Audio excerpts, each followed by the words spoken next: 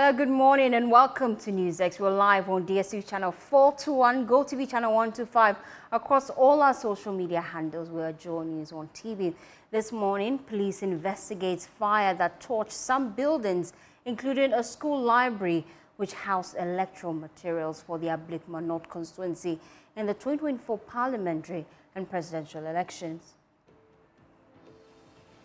Also coming up, Majority Leader Alexander Afenyo-Markin stirring controversy as he advises the incoming government not to go for an outsider if they don't retain Alban Bagbin as Speaker of Parliament. Mr. Speaker, if they sack you, Mr. Speaker, of all that you've done for them, they are going to sack you. Of all that Mr. Speaker has done for you, you are going to sack Mr. Speaker. If they decide to retain you, I know Parliament is going to benefit. We have a conversation on that this morning on NewsX. These and more we have lined up for you, plus business, sports, and showbiz. My name is Faustina. So please take a seat and be my guest.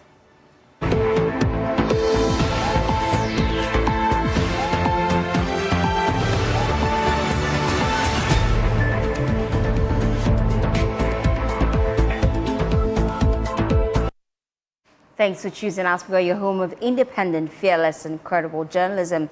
Well, the police is investigating a fire that razed the Kwashiman cluster of schools at dawn Tuesday.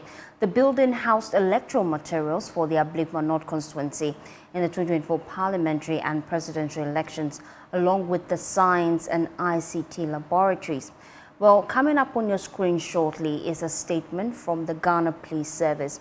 And it reads that the Ghana Police Service, in partnership with the Ghana National Fire Service, is investigating a fire outbreak that occurred in the early hours of today, 17th of December 2024, at Kwashiman cluster of schools, where the Ablekuma North constituency ballot boxes are housed.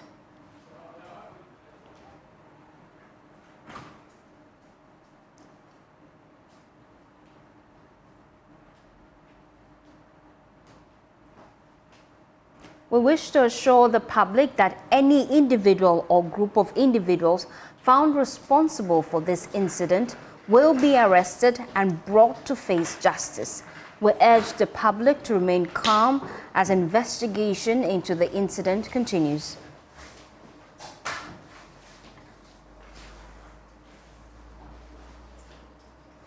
Meanwhile, the 132 suspects arrested across the country in connection with the post-election disturbances are still going through the due process of the law.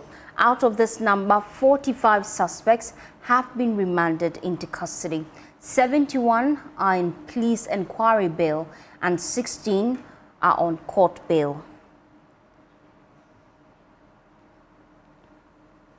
Well, that's the statement from the Ghana Police Service. Now, this morning, I have with me in the studio Jacqueline and Sumaye Boaz to put the spotlight on the Ablekuma North constituency. She covered the elections in that constituency. Jackie, now we'll put the issues into perspective because we went back to that area this morning when that fire happened. We'll bring you that report shortly, but just paint the picture for me. At the Collation Center, what happened? Well, you know, we got to the Collation Center around 7:30 p.m. So roughly around 8:30, we had a call that the Kwashiman cluster of schools, there was an incident. And I found out that Kwashiman cluster of schools, in previous elections, that venue had always been the Collation Center. So, Jackie, I will have to cut you at this point. We're facing technical difficulties with Jackie's voice, and so we'll work that out. We're taking this quick breather here on NewsX. Stay with us. We'll be right back.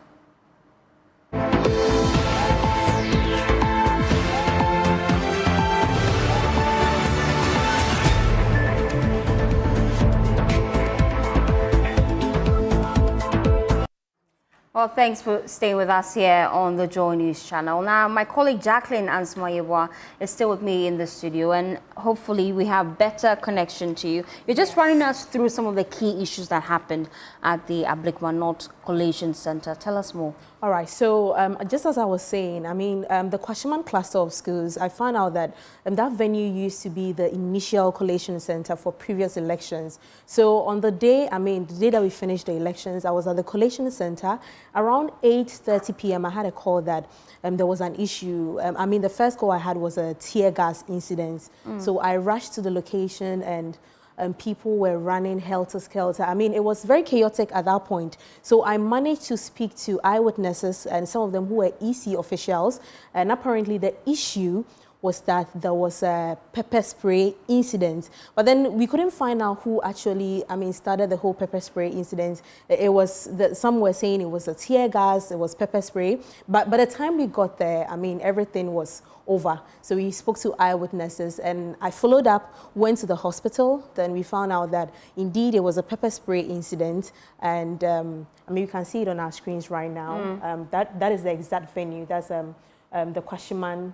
So what was happening here? Because I could see people running. So I mean, at this point, I was actually scared to get closer. So I was hiding at a point to get the video because I saw people running out. I saw motorcycles moving out. So I moved a bit further to get, I mean, a bigger picture of what was happening. Then later on, I got closer to where they keep the ballot boxes. I mean, it was outside. It was just open to the public there. And that was as a result of the pepper spray incident. So it was very chaotic. Then, you know, days after, that was when we also heard about the issue happening at the collation center where paint sheets were being torn. Some of them were burnt. That was in the same Ablekuma North constituency. So this morning, hearing about the fire incident, I mean, I realized that that was the exact spot I was at where the fire, I mean, the building caught fire.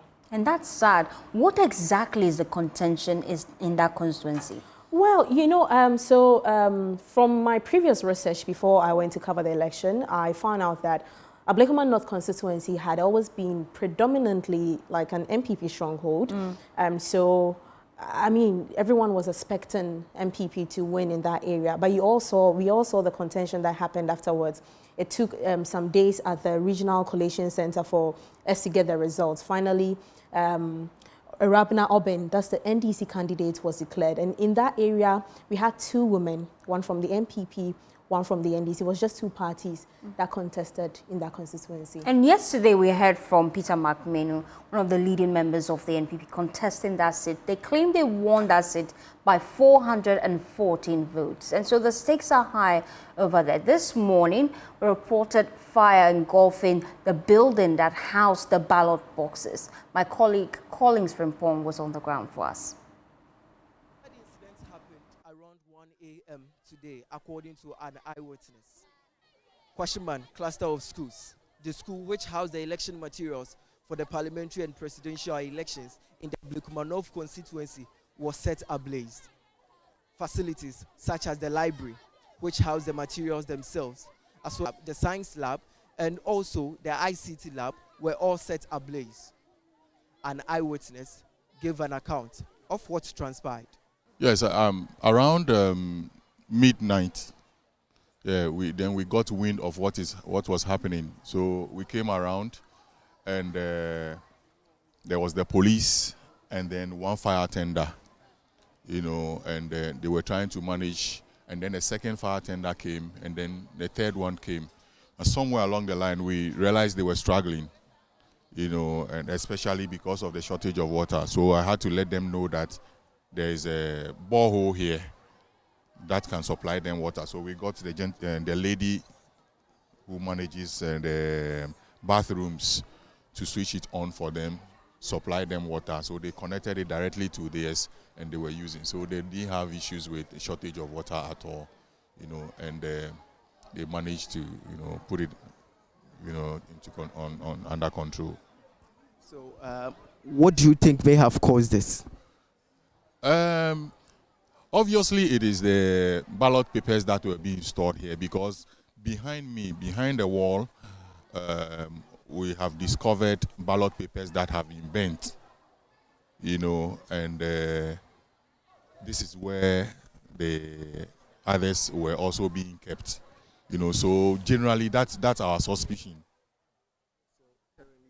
What we are seeing here, the ground floor was the place that the ballot papers, everything were kept. Exactly. After the elections, all the polling stations, we saw them come in taxis, and they were coming with all the electoral materials. Do you have an idea of the number of people who came here to do this? Actually, it's an eyewitness behind the house whose brother has a fitting shop. And so he says occasionally people come to remove things from the parked cars. So he usually is very observant when people are, you know, walking around. So he saw these three guys who strayed into his house. It's a passage through to which you get to the motorway. So these three guys with something in a polythene walked through his house, and he saw them and asked them to, you know, he asked them what they were looking for. They said they were just passing through. They were looking for a way to get to this side of, you know. Then he told them that it's not a thoroughfare, so they should, you know, go away. Then he left them. Soon after, then people that were praying on the park saw the smoke and they heard the blast. So then they raised the alarm, and then the police also came and, you know, helped the situation. People here, how do you feel in terms of security? I understand you stay around. How are you feeling? How are the people feeling here? Yeah, it hasn't been like this in a long while because it's a safe seat for the MPP, you know. So just I could remember it's just once we had issues when Ras Mubarak tried, you know, there was a gunshot, you know. But then after that, you know, there hasn't been any skirmishes, you know. So it's just the recent election that brought the tension. But so we are not. It's a mixed feeling. The headmistress who spoke to Joy News off air told Joy News that the school management have taken a decision to allow the students to go home today, even though they were expected to write exams and vacate on Thursday. They await the decision from the Municipal Director of Education. Security officials, including the police and the fire service, have begun investigations into the matter. Ablekuma North constituency is one of the constituencies that collation is yet to be completed officially. On 9th of December, Monday, NDC supporters besieged the Electoral Commission's office, demanding the Electoral Commission or the Regional Collation Center declares their candidate, Ama Erabna Obin, the winner of the parliamentary elections in the constituency. The NPP, however, believes their candidates also have won. My colleague Collins from Pong filed that report. Well, let's do some analysis on this. Joining me now is NDC's Deputy Director of Elections and IT, Dr. Rashid Tanko Computer. Thank you for your time here on News 6. We also have security consultant, Colonel retired Festus Abwaji. I'll start with you, Colonel, because we're looking at how important this incident is. With just days after the 2024 general elections, that particular seat, Ablekuma North, is in contention. The MPP claims to have won that seat by some 414 votes. We heard from Peter McMenu yesterday. And the NDC is also claiming to have won that seat. How do you feel about the current happenings in that constituency, especially when we know that issues like this, you know, a place where it is housing the ballot boxes cannot be accidental, can it? Well, first of all, good morning. Thanks for having me. And my regards to the gentleman that you introduced. This is precisely the issue. I'm not very conversant with the CI 127 provisions, but I believe that election materials, these ballot papers, of course, including the devices that we use, are materials that need to be safely stored for a period of time in case there are legal issues before the courts. And for instance, the courts direct that some ballot papers or ballot boxes in ballot ballot papers in ballot boxes must be recounted. So therefore, the EC's calculation of the safety and security of these materials is not only before the elections, when these materials, we all were told, were stored at police armories, from where they were then distributed. Now, this is one clear case where the EC, rather than take responsibility for negligence and dereliction of duty, says, I'm not responsible for security. But why do you store election materials, whether in a lab or science lab, whatever it is, where people go in and out, when that particular locality is in dispute? I mean, what calculations inform the EC to negligently allow these boxes to be stored at a place where people can commit arson?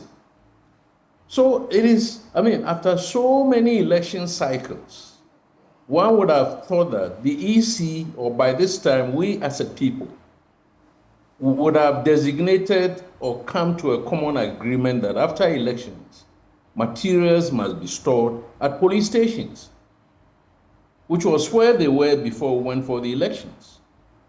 So it's seriously a dereliction of duty or responsibility that we're having here. And I don't think that we're at the end of all of these disputes around disputed constituencies and so on. Now, we all know that even though, or although the NDC has won a super majority, they still want to, safeguard that majority and add on if they can. On the other hand, you have the MPP, which obviously want to claw back, some of the losses in order to enhance their image, before the public and so on, and of course, strengthen their position in Parliament. So these calculations must inform how these stakeholders, i.e. the police and the military, the police and the EC, approach the security and safety of these materials. In this instance, your reporter has not told us whether, when the materials were stored at that place, there was police presence. Because even if the EC neglects to keep these boxes at a safe place, it is a responsibility of the Election Security Task Force to secure these boxes. And until those contentious issues are resolved, the task force remains in place. So therefore, the security lapse is also a responsibility for the police to accept. And we must learn the right lesson. Because all these tensions are not helping the state. We need time to do the transition and then now address all the, serious challenges that we are facing as a people.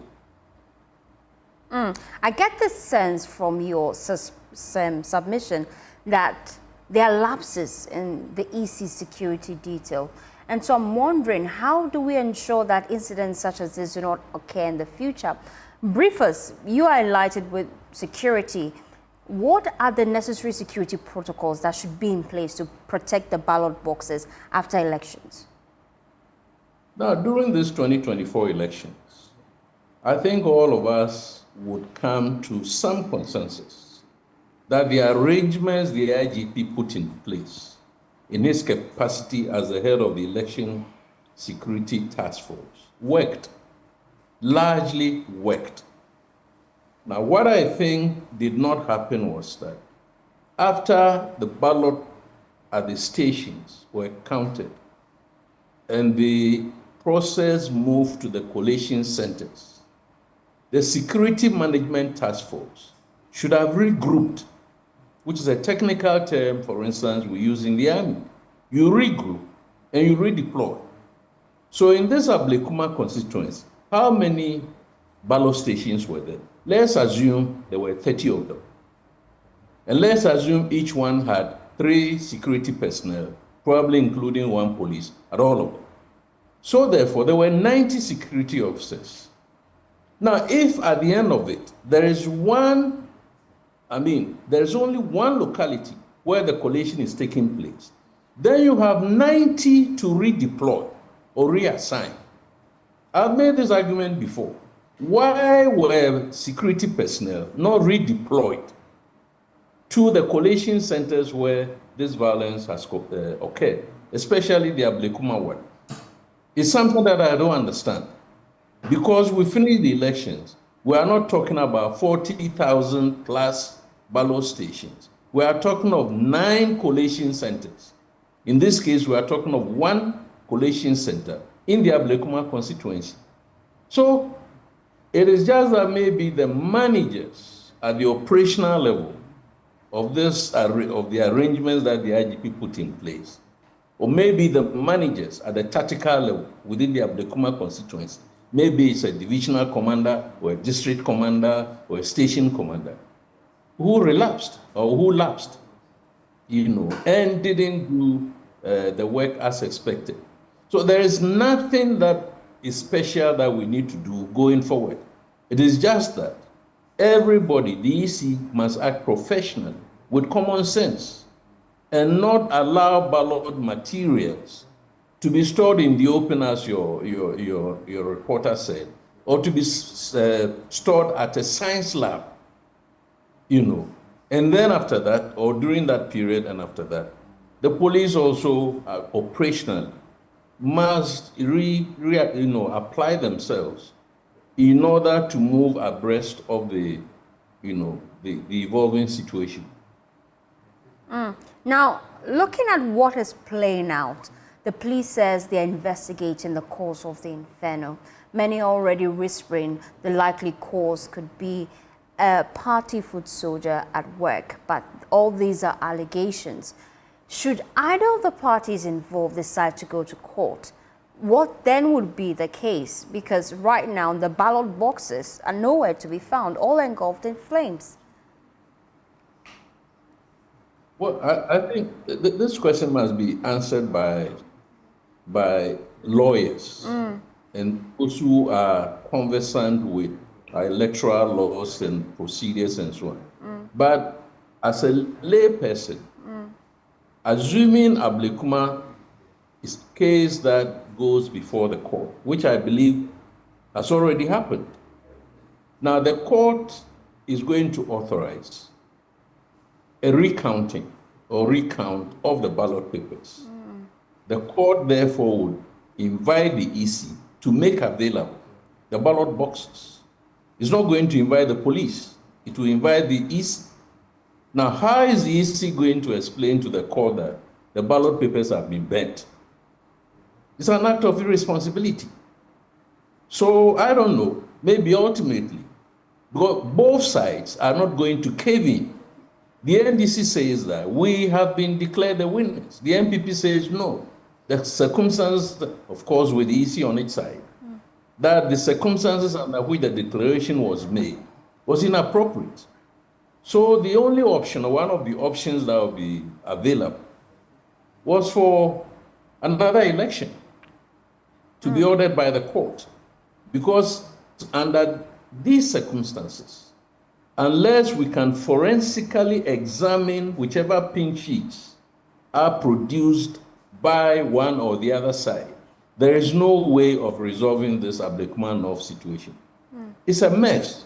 You see what I mean? It's a mess. Parliament will be reconvening or reconstituting on the 7th or the 8th. And there is going to be one seat that is vacant because, the elections within that constituency have not been logically concluded. It creates unnecessary tensions and like this distraction. I believe the science lab was also destroyed. Yeah. Unless the materials were moved out and then set up on fire. But we need money to establish better educational facilities. Then the few that we have are being, torched as a result of contentions around. You see, but having said that, when you have high stakes elections, not necessarily do or die, you make sure that every arrangement that you put in place are very rigid, rigorous. this Ablekuma situation is one situation where whatever arrangements the EC put in place, apparently, because at the time that this was happening, I believe there was no police, or if they were there, they were not there in sufficient numbers. And when the fire, service responded, again, their hydrants didn't, or their vehicles or engines didn't have sufficient water. They didn't even have a map to show where they could source water from until a local came and said, oh, there's a borehole here or a borehole there. These are matters that should not happen if people work or act professionally. But I believe and I hope that this Ablekuma one will be resolved, appropriately within the constitutional provisions or the legal provisions, as well as using best practice and so on. But I don't expect this idea of Jamaninka, in other words, you are appealing to the MPP to concede, or you are appealing to the NDC that, oh, you already have enough. Why don't you give this one? No. Democracies don't work like that. Democracies work on the basis of principles. And I believe that we must always look for the principles and stand on the principles to adjudicate such issues. Thank you, Colonel Retired Festus Abwaje. Let me bring in Dr. Rashid Tanko Computer. He's Director of Elections and IT for the NDC. You've heard about what's happening currently at Ablekuma North. What's the initial reaction of the NDC?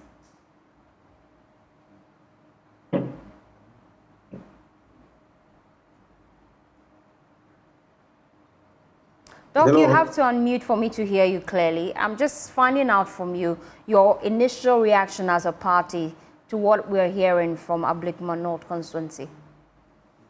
Very well. It's an unfortunate situation. It has come to our knowledge, and we think the fire service and the Ghana Police Service will speed up process of investigating the fire to unravel the mystery behind it, whether it's arson or it's just a natural cause. We want to get the report from them to ascertain the truth. But our guess is as good as mine, because we are very clear in our mind that we want the seat fairly.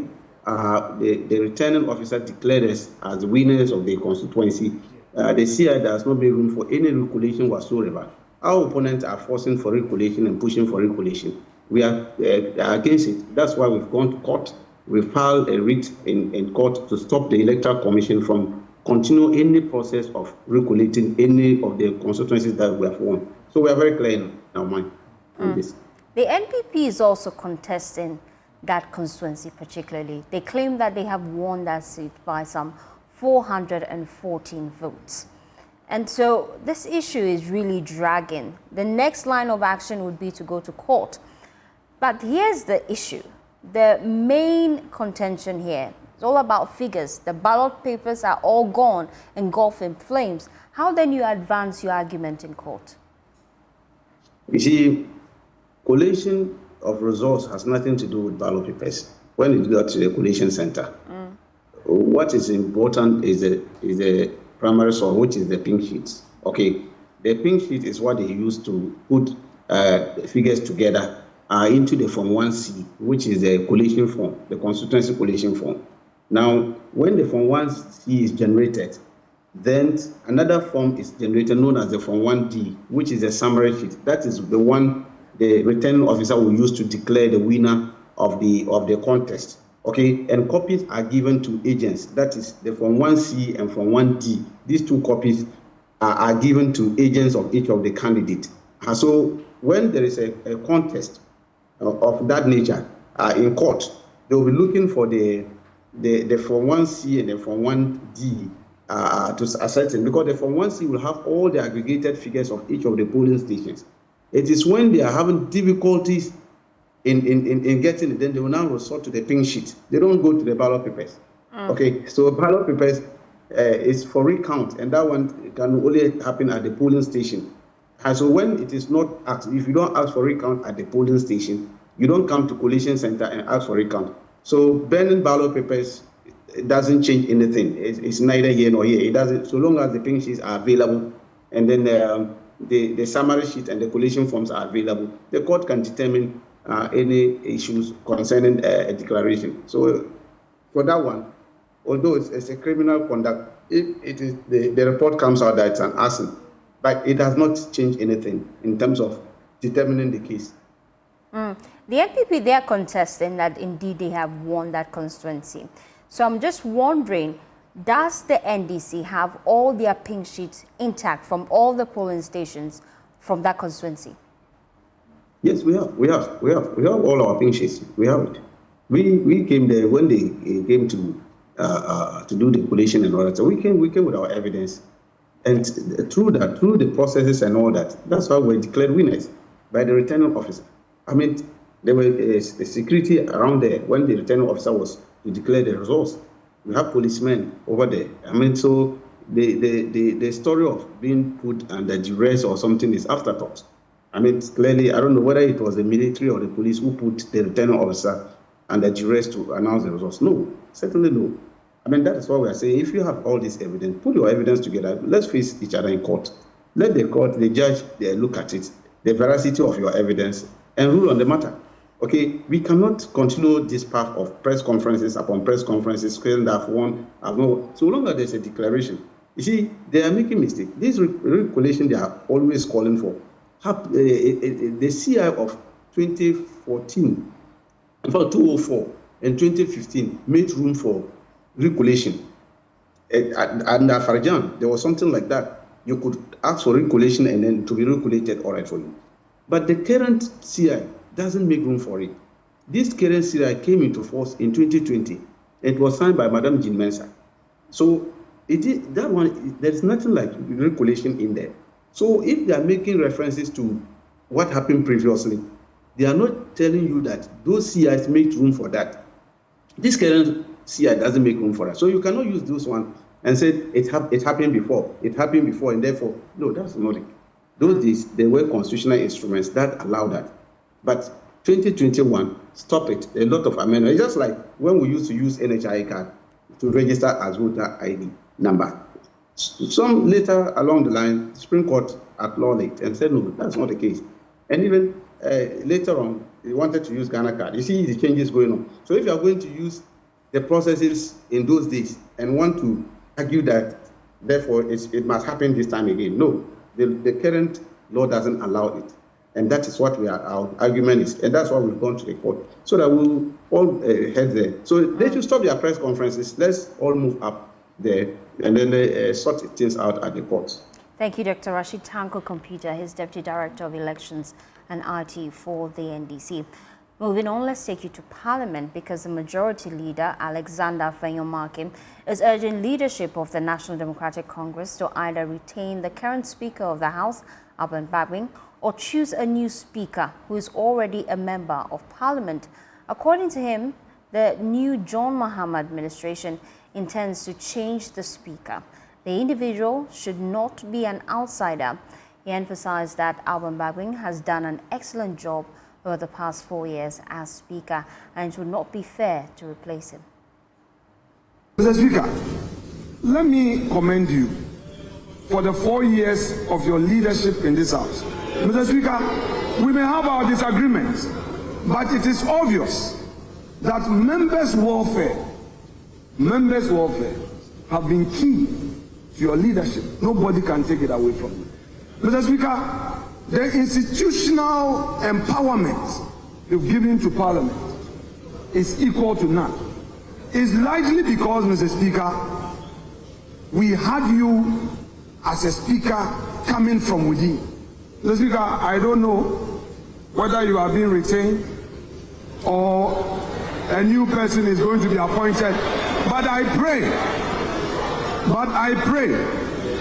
that if they decide, Mr. Speaker, if they sack you, Mr. Speaker, of all that you've done for them, they are going to sack you. Of all that Mr. Speaker has done for you, you are going to sack Mr. Speaker. We will see. Mr. Speaker, if they decide to retain you, I know Parliament is going to benefit. But should they decide to retire you, Mr. Speaker, They can do it, oh, they can do it. They are unpredictable, they can do it.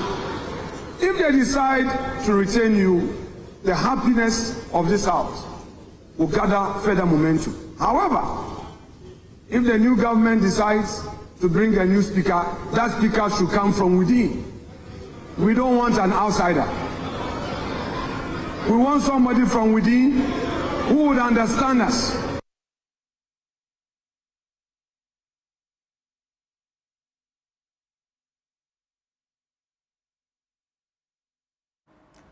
Well, let me bring in Dr. Kwame Asante. He is a political scientist at the University of Ghana. I also have with me Samuel Bink, he is Executive Director for Parliamentary Network Africa. Let's just look at what we should expect in the 9th Parliament specifically. I'll start with Dr. Kwame Asante. We're going to be seeing lots of new faces in the 9th Parliament. It would be quite interesting, wouldn't it? Interesting. And at a point in time, we experience these things. Let me say this and disabuse people's minds about the fact that people will tell you that, the attrition rate in Parliament in terms of the experienced people is becoming too much and it doesn't work well for us. Please, people should shy away from that conversation because nobody has a plan as to the workings in this direction, simply because we vote, and after voting, what we want it to be is a reflection of those who go to Parliament.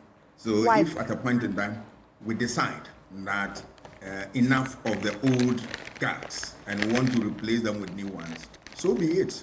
But the good news is that Parliament has always been an institution with the capacity to build strength and improve the work of its members.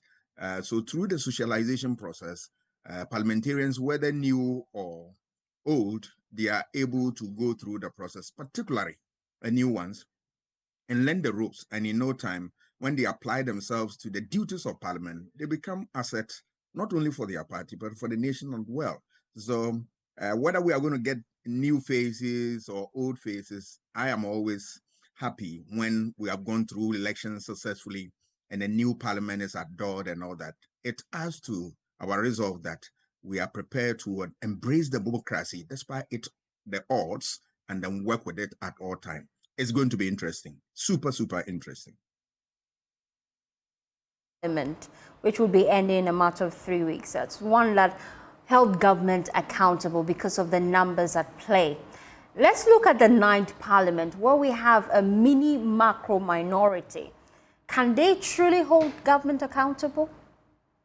Let us also understand that to every democratic power, there is a limitation, because we know the characteristics of power, one of which is what? Corruption. That any power that is left unchecked is likely to be abused, for which reason anybody that is given power, there is always at the back of our minds, or in what explicit law, that limits the powers of that individual, right? And even when everything even fails, public opinion is an important tool to use to deal with what intransigent parliamentarians and all that. So I have no doubt in my mind that despite the absolute majority that the NDC has today in Parliament, they are going to work within the framework of the law.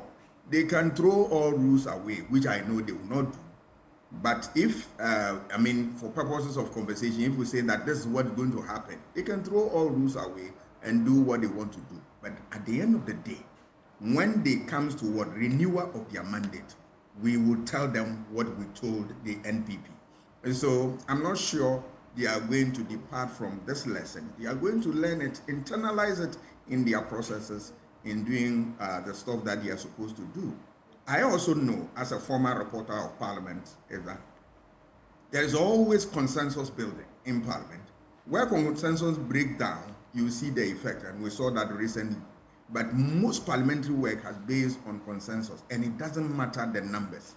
Sometimes you can have even absolute majority, and there is a decision that you want to press home and then get it to your advantage. But that small minority group can make a statement, and you have no choice than to listen. I can give you an example. I was a reporter in Parliament when one of the MPs was alleged to have done something contrary to what is expected of MPs. So President Kufuor nominated him to become a deputy minister. The NDC group was very little in terms of their numbers, but they flag it out, and then MPP said they were going to bulldoze their way through. Later, when they had a meeting in the hall, and then they realized that the NDC was making a lot of sense. So at the end of the day, when the floor was open and for debate, a gentleman rose up and said, Mr. Speaker, I am happy that the president has nominated me out of many Ghanaians, but I don't want to hold that position. So the person threw in the towel himself. It's simply because of the pressure that was coming from the area of the minority. It tells you that Parliament, yes, even though there's a saying that majority will have always their say, but the minority is also critical, simply because in a democracy, we are talking about majority decision and minority interest. So if you forget about minority interest, I'm afraid you are going to hit with a snack. And at the end of the day, it's going to undermine the work of Parliament. But despite the acrimonies, the bitterness, the rancor and all that, if you have worked in Parliament, you realize that when it comes to national duty of their work, I can say without fear of contradiction that they rise up to the occasion and work for the state. I can tell you. Dr. Kwame Asah-Asante, stay with me. I'll come back to you to get your reaction to the Speaker of Parliament, Alexander Afenyo-Markin, rather, the majority leader's thoughts about who should be Speaker of Parliament shortly. But let me take you to Parliament. Today is day 2. Kweku Asante is on standby, and he'll be giving us what is happening in Parliament. We'll speak to him shortly, but let me bring in Sammy Obeng, his Executive Director, Parliamentary Network Africa. Thank you so much for your time here on Newsdesk. Now, let me just get your reaction. Alexander Afenyo-Markin is of the opinion that the current Speaker of Parliament, Alban Babing, should be retained. Your thoughts? Please, is the question meant for me? No, it's meant for Sammy Obeng. Hello, can you hear me? Loud and clear. Great. So I was saying that those were quite complimentary remarks, about the current speaker by the majority leader. Because anyone that has followed Parliament would know that the last 4 years under the leadership of Speaker Babin has been one that has benefited from his well of experience and expertise in parliamentary issues. For the over 3 decades that he has been a member of Parliament and then transitioned to become a Speaker of Parliament. And some of us argue that any other speaker without that kind of experience in this dying age Parliament would have had a lot of struggles. We know that Speaker Babin, even with his experience, did not have it all rosy in this age Parliament. And so yes, he has done some amazing job. Parliamentary work really benefits from continuity. So far, we have not had any speaker aside Speaker Diafanan, who presided over the first and second Parliament. We've not had any other speaker who has gone beyond 1 term of Parliament. And this may be a good opportunity to continue with some of the work that Speaker Babin has done. So it's not a bad call so far as we are concerned, especially as an organization, Parliamentary Network Africa, and as monitoring Parliament on a daily basis. We know that the Parliament of Ghana will certainly be better off with Mr. Speaker continuing for the next 4 years. And so it isn't a bad call at all. Now, before I let you go, let me just speak your thoughts on this. I've heard from Dr. Kwame Asah-Asante and his opinion about this, but I just want to pick your thoughts on it as well. In the night Parliament, we're going to be seeing a lot of new faces, and a lot of old faces we've seen in the 8th Parliament, experienced hands, some would say, like the Katie Hammonds, the Andy Appiah-Kubi, the Kennedy Ejapong, would not be in the night Parliament. And we're seeing a lot of new faces, the likes of John Dumelo, the likes of E.B. Bright, all coming into Parliament for the first time. How do you think that will play out in the night Parliament? There were 127 first-timers out of the 275 parliaments. And of course, we all had concerns about how all of these affect, the ability for Parliament to function. But Doc made a very profound statement, and I think I need to repeat that, which is the fact that the institution of Parliament that we have here in Ghana has been able to build systems and structures which allows any member of Parliament, new member of Parliament who is willing, interested in learning the ropes, to do so and do so quickly, unless you as member of Parliament are not willing to learn the ropes. Why? Because there is a very strong parliamentary service with clerks and staff members who are at the disposal of members of Parliament, very experienced. Many of these clerks and staff of members of Parliament have been there for years, some decades, and are at the disposal of members of Parliament.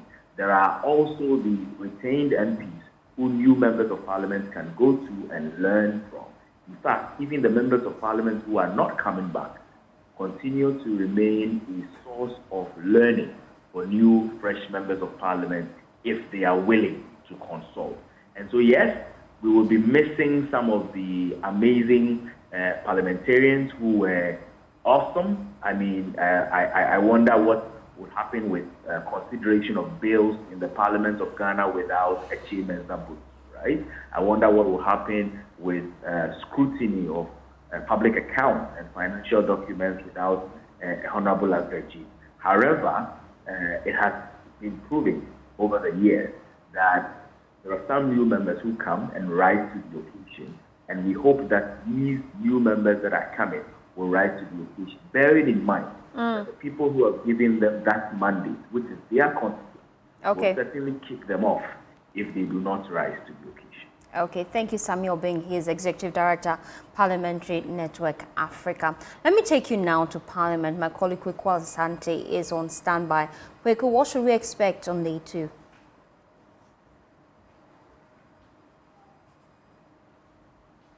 Today, as we expected, will be the Parliament will consider the Budget Committee's report on the expenditure in advance of appropriation. That is the mini budget. Yesterday, that business was not done. The Finance Minister was not in the House to lay that report. It has been advertised on the other paper.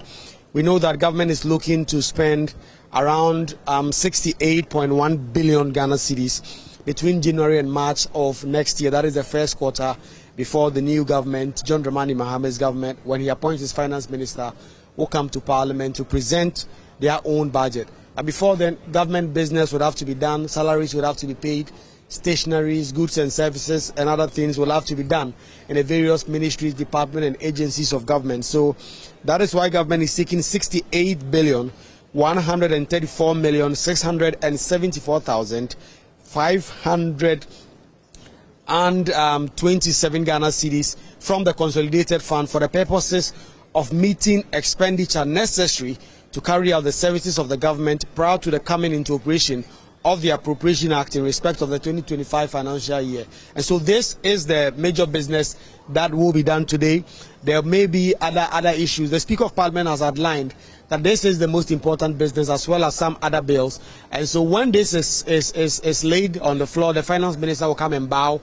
It will not be in the form of a normal budget where the minister will read. This will just be presented as a paper. It will be referred to the budget committee. They will look at it and then present a report to the House for consequent approval, and then there will be other bills. So, Faustina, that is the major item that we expect to be dealt with. It's a little over 7 minutes actually to 11 o'clock. Proceedings hasn't started. None of the MPs have taken their seat with the exception of the Minority Chief Whip Kwame Govern Sagboja. That is the scenes here. It's literally an empty house for now. Before we will get to hear from the Speaker of Parliament when he comes in to govern the House in session. That is the state of play now, Faustina. Sansi for bringing us that update, and we'll be in Parliament the whole of today to bring you that key happenings there. Yesterday we told you that some urgent business was brought before the House, some tax waivers worth over $350 million. Also, some loans government was looking to take for themselves for running business, some $250 million World Bank loan, and some key issues. We got to find out that government was willing to spend a whopping 140 million euros to purchase ships. Well, all that is coming up on the floor of Parliament. We're wondering how all that will play out today. Thank you, Kweku Asante, for bringing us that update. And that's how we wrap up the bulletin here on Newsdesk. Thank you so much to my guests who joined earlier. Dr. Asa Asante, we appreciate your time here on Newsdesk. Have a wonderful day as you enjoy the rest of our programs.